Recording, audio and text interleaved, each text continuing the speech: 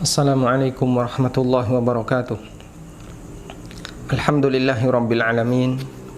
Wassalatu wassalamu ala ashrafil mursalin Nabiyyina wa maulana Muhammadin wa ala alihi wa sahbihi ajma'in. Wa ashhadu an la ilaha illallah wahdahu la syarikalah. Wa ashhadu anna Muhammadan abduhu wa rasuluh sallallahu alaihi wa ala alihi wa sahbihi wa sallama tasliman katsira. Thumma amma ba'd. Alhamdulillah, kembali kita akan melanjutkan pelajaran kita membahas kitab Khudh Aqidatak karya Syekh Muhammad bin Jamil Zainu rahimahullahu ta'ala. Dan kita sampai pada pertanyaan yang ke-47. Di bagian ini penulis akan membahas tentang siapakah wali Allah ta'ala dan bagaimana definisi yang benar tentang wali Allah. Penulis mengatakan di pertanyaan yang ke-47, Man huwal wali? Siapakah yang dimaksud dengan wali? Jawaban yang disampaikan oleh penulis, Al-waliyu huwa al-mu'minut taqiyyu. Qala Allah Ta'ala, Ala inna awliya Allahi la khawfun alaihim wa lahum yahzanun. Alladzina amanu wa kanu yattaqun. Yang dimaksud dengan al-wali adalah al-mu'minut taqi, seorang mukmin yang bertakwa. Allah Ta'ala berfirman, Ala inna awliya Allah, ketahuilah sesungguhnya wali-wali Allah, la khawfun alaihim wa lahum yahzanun, tidak ada rasa takut bagi mereka dan mereka tidak sedih. Alladzina amanu wa kanu yattaqun. Kemudian Allah jelaskan di ayat selanjutnya, mereka adalah orang-orang yang beriman dan bertakwa kepada Allah. Sehingga definisi yang disampaikan oleh penulis bahwa wali adalah orang yang beriman dan bertakwa kepada Allah disimpulkan dari ayat yang tadi kita baca. Ayat yang kita baca ada di surat Yunus ayat 62-63. Allah Ta'ala berfirman, Ala inna awliya Allahi la khawfun alaihim wa lahum yahzanun. Ketahuilah sesungguhnya wali-wali Allah adalah orang yang mereka mendapatkan jaminan gak bakalan mengalami rasa takut dan gak sedih. Siapakah mereka? Alladzina amanu wa kanu yattaqun. Mereka adalah orang-orang yang beriman dan bertakwa kepada Allah Ta'ala. Dalam surat Yunus ayat 62, Allah Subhanahu wa Ta'ala menyebutkan jaminan wali Allah. Jaminan bagi wali Allah adalah la khaufun alaihim wa lahum yahzanun. Tidak ada rasa takut dan tidak sedih. Apa yang dimaksud dengan la khauf? Al khauf wal hazan sering sekali kita jumpai dalam Al-Quran digandengkan oleh Allah Ta'ala. La khaufun alaihim wa lahum yahzanun, itu sering kali Allah sebutkan dalam Al-Quran. Lalu apa perbedaan antara khauf dengan hazan? Para ulama mengatakan perbedaan antara khauf dengan hazan. Khauf bentuknya adalah takut terhadap masa depan. Sehingga orang yang tidak tahu besok dia akan mengalami apa, sementara dia yakin nanti akan ada ancaman, maka akan muncul rasa khauf dalam dirinya.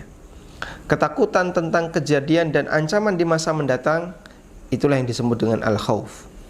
Sedangkan hazan, al-hazan maknanya adalah penyesalan terhadap kejadian di masa silam.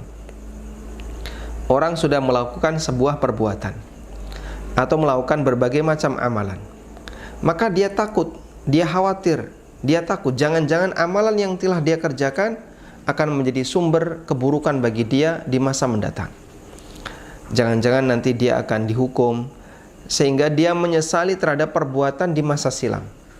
Penyesalan terhadap perbuatan di masa silam karena khawatir nanti akan diazab oleh Allah Ta'ala, itu adalah bentuk hazan. Sehingga khauf itu takut terhadap ancaman, dan hazan itu sedih terhadap apa yang telah dilakukan di masa silam. Wali Allah Ta'ala dijamin oleh Allah, mereka tidak akan merasa takut terhadap ancaman di masa mendatang, dan mereka tidak sedih dengan perbuatannya di masa silam. Mereka tidak nyesal dengan perbuatannya di masa silam. Artinya apa? Mereka adalah orang-orang yang mendapatkan jaminan surga dari Allah Subhanahu wa Ta'ala. Sehingga surat Yunus ayat 62 menunjukkan bahwa para wali Allah adalah orang-orang yang dijamin oleh Allah akan masuk surga. Karena manusia ketika sudah berada di surga, la khaufun alaihim walahum yahzanun. Enggak ada kekhawatiran terhadap masa depan, karena enggak mungkin dia dikeluarkan dari surga. Orang ketika sudah masuk surga, enggak mungkin dia diseret keluar dari surga kemudian dimasukkan ke dalam neraka, dihukum, itu enggak mungkin.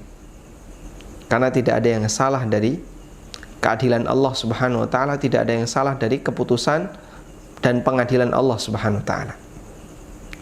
Tapi yang terjadi, orang yang berada di neraka diselamatkan ke surga sesuai yang Allah kehendaki, itu ada. Namun kalau mereka sudah berada di surga lalu kemudian diturunkan dan ditarik lalu dimasukkan ke dalam neraka, itu enggak terjadi. Karena penduduk surga mereka mendapatkan kenikmatan yang abadi, sehingga mereka tidak khawatir terhadap ancaman di masa mendatang. Mereka juga enggak khawatir akan dikeluarkan dari surga. Mereka enggak khawatir nanti nikmat itu akan habis, karena Allah Subhanahu wa taala menyebut mereka dengan la khaufun alaihim. Dan mereka juga sudah tidak lagi menyesali perbuatannya di masa silam, karena berarti perbuatannya sudah tidak dihisap lagi, disebabkan karena dia sudah mendapatkan balasan. Lalu siapakah wali Allah yang demikian luar biasa jaminan dari Allah Ta'ala? Mereka adalah alladzina amanu wa kanu yattaqun. Mereka adalah orang-orang yang beriman dan bertakwa kepada Allah Subhanahu wa taala. Tayyib. Kemudian disebutkan dalam hadis yang diriwayatkan oleh Imam Ahmad, Nabi SAW pernah bersabda, innama waliyallahu wa salihul mu'minin. Sesungguhnya waliku, kata Nabi SAW, orang yang dekat denganku adalah Allah Ta'ala. Sesungguhnya zat yang dekat denganku adalah Allah Ta'ala, wa salihul mu'minin, dan orang-orang saleh di kalangan orang beriman. Sesungguhnya waliku adalah Allah dan orang-orang saleh di kalangan mukmin. Hadis sahih riwayat Ahmad. Tayyib. Sekarang kita akan melihat sebenarnya definisi wali sendiri itu apa. Kalau tadi kita sampaikan penjelasan yang disampaikan oleh Al-Quran bahwa wali adalah mereka yang beriman dan bertakwa kepada Allah. Lalu asal-usul kata wali itu dari apa? Ada penjelasan yang disampaikan oleh Imam Ibn Abil Is dalam Syarah Akidah Thahawiyah. Beliau menyebutkan satu subjudul, yaitu tentang wali Allah Subhanahu wa taala. Kata Imam At-Tahawi dalam Akidah Thahawiyah, wal mu'minuna kulluhum awliya'ur rahman. Semua mukmin adalah wali Allah. Wal mu'minuna kulluhum awliya'ur rahman. Semua mukmin adalah wali Allah. Kita catat bagian ini, semua mukmin adalah wali Allah. Kemudian kata wali sendiri, kata beliau, wal waliyu khilaful adu. Kata al-wali itu kebalikan dari kata al-adu. Anonim dari kata al-adu. Al-wali artinya kekasih, al-adu artinya musuh. Dan kata wali adalah turunan dari kata waliya yali, yang artinya berada di dekat. Kalau saya mengatakan seperti ini, ya, pulpen berada di samping HP, maka dalam bahasa Arab saya mengatakan al-qalam yali jawwalah. Pulpen berada di dekat HP. Atau misalnya saya menunjuk kepada si A baca, kemudian si A membaca, cukup. Yalihi berikutnya, yalihi berikutnya, dari kata waliya yali, berikutnya artinya adalah orang yang berada di dekatnya si A, sampingnya si A. Sehingga kata waliya yali, al-waliyu maknanya adalah ad-dunuwu wa taqarrub. Maknanya adalah mendekat, atau maknanya adalah dekat, ya. Makna kata wali secara bahasa artinya adalah dekat. Fawaliyullah, maka makna wali Allah adalah man walallahu bimuwafaqatihi fi mahbubatihi wa taqarrubi ilaihi bimardatihi.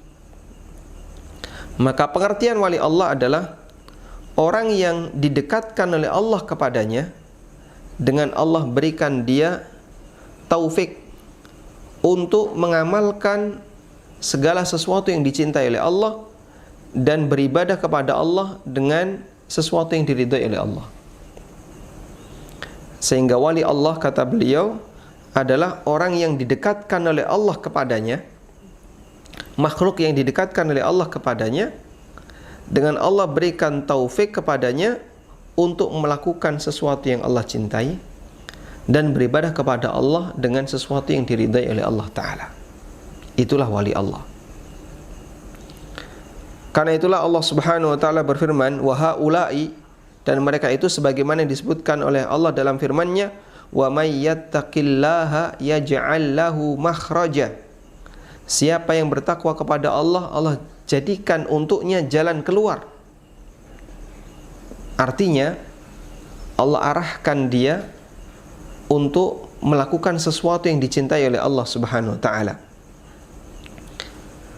Qala Abu Dzar, kata Abu Dzar, lamma nazalat hadhil ayatu, ketika ayat ini turun, qala an-nabiy sallallahu alaihi wasallam, Nabi sallallahu alaihi wasallam mengatakan, ya Aba Dzarrin law amilan nasu bihadhil ayah lakafathum. Wahai Abu Dzar, andaikan manusia mengamalkan ayat ini, itu sudah cukup menjadi bekal hidup bahagia bagi mereka. Fal muttaquna yaj'alullahu lahum makhrajan mimma dhaqa 'alan nas. Orang-orang yang bertakwa Allah jadikan untuk mereka jalan keluar. Yang itu ya, bisa jadi mimma dhaqa 'alaihin nas, yang itu masyarakat mengalami kesempitan. Banyak orang yang tidak mendapatkannya, tapi orang bertakwa mendapatkannya. Wa yarzuquhum min haitsu la yahtasibun.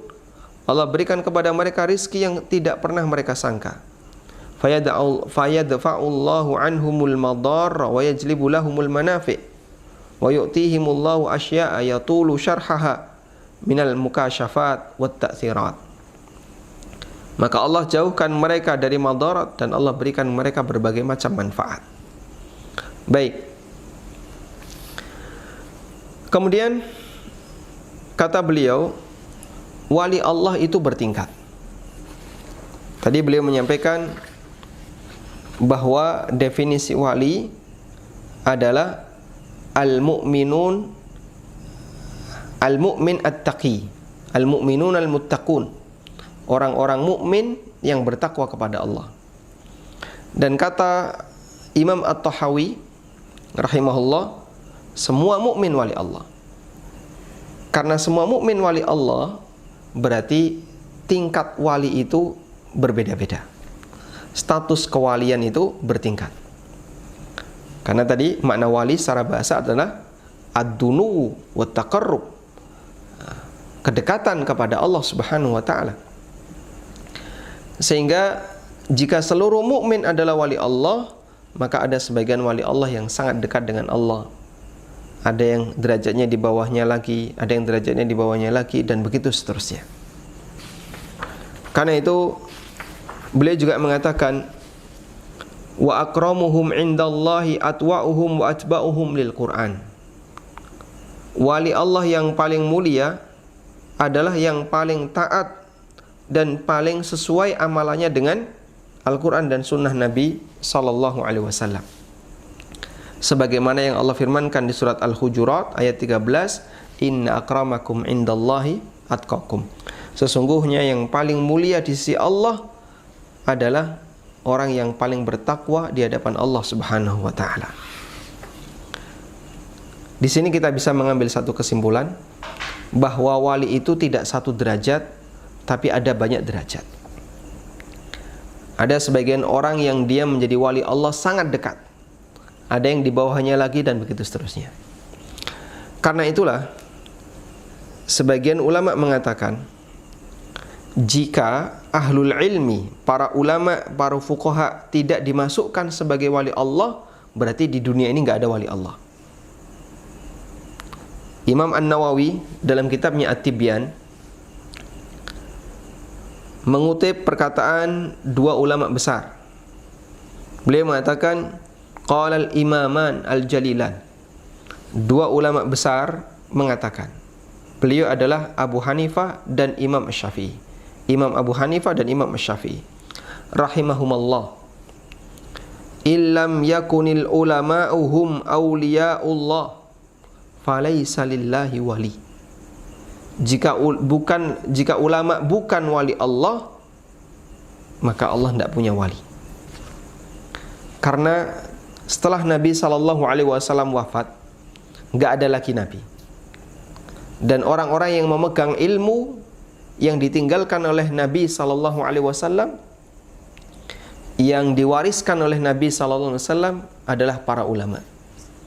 Makanya Nabi SAW mengatakan, al-ulama'u warathatul anbiya. Para ulama adalah ahli warisnya para nabi, karena mereka yang mengemban ilmu Nabi SAW. Karena itu kata Imam Asy-Syafi'i dan Imam Abu Hanifah, jika ulama bukan wali Allah, maka di dunia ini enggak ada wali Allah. Karena Nabi sudah meninggal dunia. Ya. Dan ulama termasuk salah satu di antara wali Allah yang sangat dekat dengan Allah, yang istimewa, disebabkan kelebihan mereka. Allah berikan mereka ilmu dan Allah berikan mereka ketakwaan. Taib. Ini definisi wali yang disebutkan oleh An-Nawawi dalam kitabnya At-Tibyan. Kemudian Ibnu Qayyim dalam Bada'i Al-Fawaid menyebutkan bahwa walayatullah nau'an. Wali Allah itu ada dua. Wali Allah itu ada dua.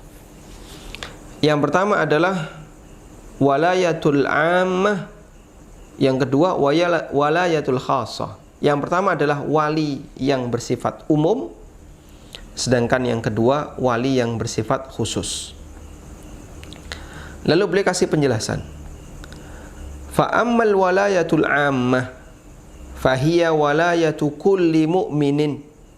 Faman kana mu'minan lillahi taqiyan kana Allahu lahu waliya. Wa fihi minal walayah biqadri imanihi wa taqwa. Makna walayatul ammah, makna wali dalam arti umum adalah walayatu kulli mu'minin, status wali yang dimiliki oleh seluruh mukmin. Sehingga siapapun yang beriman dan bertakwa kepada Allah, maka dia menjadi wali Allah. Wa fihi minal walayah biqadri imanihi wa taqwa. Dan dia memiliki status wali setingkat dengan iman dan takwanya. Baik, garis bawahi bagian ini. Bahwa status kewalian seorang hamba itu setingkat dengan iman dan takwanya. Sehingga semakin beriman dan semakin bertakwa, maka derajat walinya akan semakin tinggi. Yadullu ala hadza qauluhu ta'ala. Dalil yang menunjukkan hal ini adalah firman Allah Ta'ala di surat Ali Imran, inna awlan nasi bi Ibrahim lalladzina taba'uhu wa hadzan nabiyyu walladzina amanu wallahu waliyul mu'minin.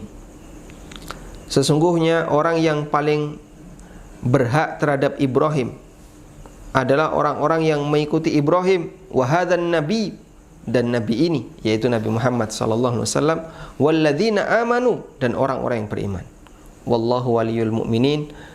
Dan di akhir ayat Allah mengatakan, dan Allah adalah wali bagi orang-orang yang beriman. Ini kewalian jenis yang pertama. Kemudian kewalian jenis yang kedua adalah walayah al-khassah, kewalian yang sifatnya khusus. Apa itu walayah khassah? Kewalian yang sifatnya khusus adalah al-qiyamu lillahi bi jami'i huquqihi wa itharihi ala kulli ma siwahu fi jami'il ahwal hatta tasira maradillahi wa mahabihi hiya hammuhu wa muta'alliqu khawatirihi yusbihu wa yumsi wa hammuhu mardatu rabbih wa in sakhita al khalqu. Kata Ibnu Qayyim, sedangkan makna walayah khassah adalah orang yang menjalankan semua hak-hak Allah, menunaikan semua hak Allah, dan lebih mementingkan Allah dibandingkan yang lainnya dalam semua keadaan. Sehingga yang menjadi cita-cita dia, pikiran dia yang selalu ada dalam hatinya hanyalah mencari ridha Allah dan cintanya Allah. Pagi dan sore, wahammuhu mardatu rabbi. Pagi dan sore setiap saat yang selalu dia cita-citakan adalah mendapatkan ridha Allah Ta'ala, meskipun bisa jadi makhluk marah kepadanya. Nah, wa fi hadha an-naw' fil walayah. Dan itulah jenis-jenis kewalian yang Allah Subhanahu wa taala jadikan sebagian makhluknya sebagai walinya, dan Allah jadikan sebagian makhluknya bukan sebagai walinya. Tayyib. Dan penting untuk tadi kita perhatikan bahwa tingkat kewalian itu bermacam-macam, beraneka ragam, tergantung dari seberapa kedekatan dia dengan Allah Subhanahu wa taala.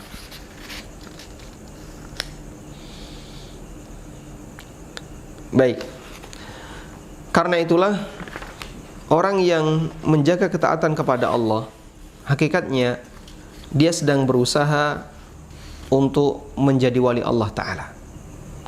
Dan dengan kita belajar, kemudian mendapatkan satu ilmu yang baru, lalu kita mengamalkan dan berusaha untuk ikhlas, maka kita menambah derajat kewalian kita kepada Allah sesuai dengan tingkat ketakwaan dan ibadah yang kita lakukan kepada Allah Subhanahu wa taala. Dan penting untuk diingat bahwa bagian dari tanda orang yang bertakwa adalah adamu tazkiyatin nafsi. Dia tidak mensucikan dirinya, sehingga dia tidak merasa suci. Dia nggak merasa ujub dengan praktek amal yang dia kerjakan. Makanya seorang wali, dia merasa kalau dirinya bukan wali, sehingga bukan malah pamer, aku wali, kemudian ditunjuk-tunjukkan di hadapan masyarakat umum. Tidak. Karena bagian dari ikhlas adalah menjaga dan tidak ujub terhadap amal yang dia kerjakan. Dan wali Allah Subhanahu wa taala, dia adalah orang-orang yang bertakwa, dan orang yang bertakwa itu jauh dari karakter suka mentazkiyah, suka memuji dirinya sendiri. Karena itulah Allah Subhanahu wa taala mengatakan, "Fala tuzakku anfusakum, huwa a'lamu biman ittaqa." Kalian tidak perlu memuji diri kalian sendiri, tidak perlu mentazkiyah diri kalian sendiri, karena Allah Maha tahu siapakah yang paling bertakwa. Karena itu jika ada orang yang mengaku wali Allah, mengklaim dirinya wali Allah, justru itu salah satu di antara indikator kalau dia bukan wali Allah Subhanahu wa taala. Tayyib. Ini definisi wali Allah. Nah, ada pergeseran definisi yang terjadi di masyarakat kita, sehingga mereka menganggap wali Allah itu pengertiannya adalah orang yang punya kesaktian. Maka siapa yang sakti, dia wali, meskipun bisa jadi dia nggak pernah sholat. Sebaliknya, ketika ada orang yang nggak sakti, maka kewaliannya diragukan, meskipun dia adalah orang yang sangat soleh, yang rajin ibadah kepada Allah, mentaati aturan Allah Ta'ala. Dan batasan wali dengan kaidah seperti ini adalah batasan wali menurut orang-orang sufi. Makanya sebagian sufi mengatakan bahwa indikator orang itu sebagai wali Allah Ta'ala adalah adanya kesaktian. Dan insya Allah nanti kita akan bahas masalah ini, kajian tentang seputar masalah karamatul aulia, yang itu diingkari oleh sebagian kaum muslimin, dan ada sebagian kaum muslimin yang lain yang dia terlalu ekstrim dalam memahami makna karamatul aulia. Namun keberadaan karomah, kejadian yang luar biasa, itu bukan indikator kalau manusia itu adalah wali Allah. Karena dengan tegas tadi Allah sebutkan di surat Yunus ayat 62-63. Ala inna awliya Allah la khawfun alaihim walahum yahzanun alladzina amanu wa kanu yattaqun. Sesungguhnya wali Allah di situ adalah orang-orang yang beriman dan bertakwa kepada Allah Subhanahu wa taala, dan Allah tidak mengatakan wali Allah adalah orang-orang yang sakti. Baik. Kemudian hal penting berikutnya yang perlu kita pahami, bahwa wali Allah, sedekat apapun dia dengan Allah, tidak mungkin mengalahkan status kenabian. Sehingga wali harus selalu berada di bawah nabi. Karena tidak mungkin ada manusia biasa dia lebih tinggi dibandingkan nabi. Dan itulah akidah Ahlussunnah. Berbeda dengan akidah sebagian orang sufi, ya, seperti Ibnu Arabi At-Ta'i dalam kitabnya Fususul Hikam, dia menyebutkan bahwa derajat wali lebih tinggi dibandingkan nabi, ya. Sampai ada pernyataan yang mereka sebutkan yang menunjukkan bahasanya derajat wali lebih tinggi dibandingkan nabi. Dalam kitab Fususul Hikam, Ibnu Arabi mengatakan, walamma mathalan nabiyyu sallallahu alaihi wasallam an-nubuwata bil ha'id minal labin fara'aha qad kamulat illa mawdi'a labinatin fakana huwa sallallahu alaihi wasallam mawdi'al labinah wa amma khatamul anbiya'i fala budda lahu min hadhihi ar-ru'ya fayara ma mathaluhu an-nabiyyu sallallahu alaihi wasallam wa yara nafsahu fil ha'iti fi mawdi'i labinatain wa yara nafsahu tantabi'u fi mawdi'i tingkal labinah fayakmulul ha'id. Nah, kata Ibnu Arabi, Nabi SAW pernah membuat permisalan bahwa kenabian itu seperti tembok. Kenabian itu seperti tembok yang tersusun dari banyak batu bata. Faro'aha, Nabi SAW melihat kenabian itu temboknya sudah sempurna, illa maudi ala binatin, kecuali satu posisi batu bata. Fakana huwa sallallahu alaihi wasallam maudi al-labinah. Maka Nabi SAW adalah, Nabi Muhammad SAW adalah satu batu bata yang kurang tadi. Sehingga ketika beliau hadir di tengah umat manusia, maka beliau menyempurnakan tembok tersebut. Lalu kata Ibnu Arabi, beliau sebagai mengumpamakan dirinya sebagaimana layaknya batu bata tembok. Sementara wali itu labinatun min dhahab, batu bata yang terbuat dari emas. Walabinatul fiddah hiya dhahiruhu wa ma yattabi'u fihi minal ahkam. Sedangkan yang dhahir dari status Nabi SAW adalah labinatun min fiddah, ya, batu bata yang terbuat dari perak. Karena itulah dalam hal ini dianggap bahwasanya status wali lebih tinggi dibandingkan Nabi menurut Ibnu Arabi, karena dia mengumpamakan Nabi SAW itu sebagaimana batu bata perak, sedangkan wali itu sebagaimana batu bata emas, ya. Sehingga dia mengatakan bahwa wali lebih tinggi dibandingkan Nabi. Kemudian ada juga yang mengatakan, atau Ibnu Arabi juga mengatakan, innal anbiya war rusula innama ya'khudhuna al-ilma billahi min mishkati khatamil awliya wa yadda'i li nafsihi annahu khatamul awliya wa yakunu dzalika al-ilmu huwa haqiqatu qauli Fir'aun. Di antara mereka orang-orang sufi mengatakan bahwasanya para nabi dan rasul mereka mengambil ilmu kepada Allah melalui mishkatu khatamil awliya, melalui lentera penghujung wali. Lalu siapakah penghujung wali? Dia sendiri mengatakan bahasanya dialah penghujung wali. Nah, dan di sini ada banyak sekali pernyataan-pernyataan yang dikutip oleh penulis dari Ibnu Arabi yang menunjukkan kalau dia punya keyakinan bahwa wali lebih tinggi dibandingkan nabi.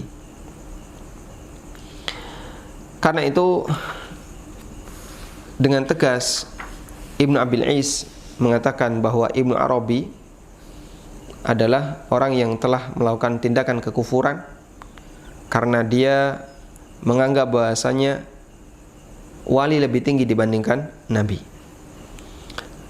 Sehingga di sini Ibnu Abil Is mengatakan faman akfaru mimman daraba li nafsihi al-mathala bila binati dhahabin walir rasuli al-mathala bila binati fiddah. Siapakah yang lebih kufur dibandingkan orang yang menganggap dirinya sebagai wali lalu dia mengumpamakan aku itu ibarat batu yang terbuat dari emas, sementara Rasulullah SAW itu batu yang terbuat dari perak.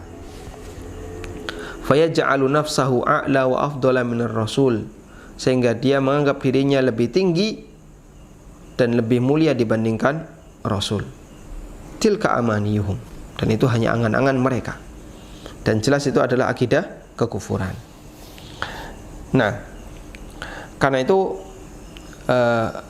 setinggi apapun wali, kembali kita ulang, tidak mungkin mengalahkan status nabi.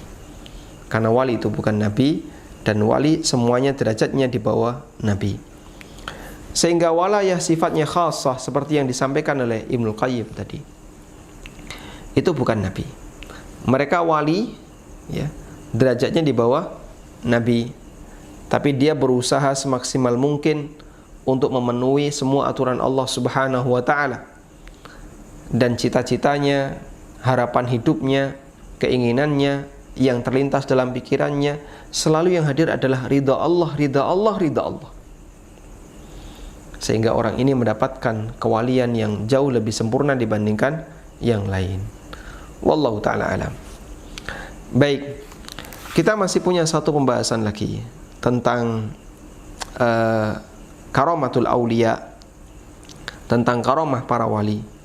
Dan insya Allah pembahasan ini akan kita sampaikan di pertemuan selanjutnya, karena pembahasan ini merupakan pelengkap dari kajian seputar masalah siapakah wali Allah Subhanahu wa ta'ala. Demikian, semoga bermanfaat. Wassallallahu ala nabiyyina Muhammadin wa ala alihi wa sahbihi wa sallam. Wa akhiru da'wan anil hamdulillahi rabbil alamin.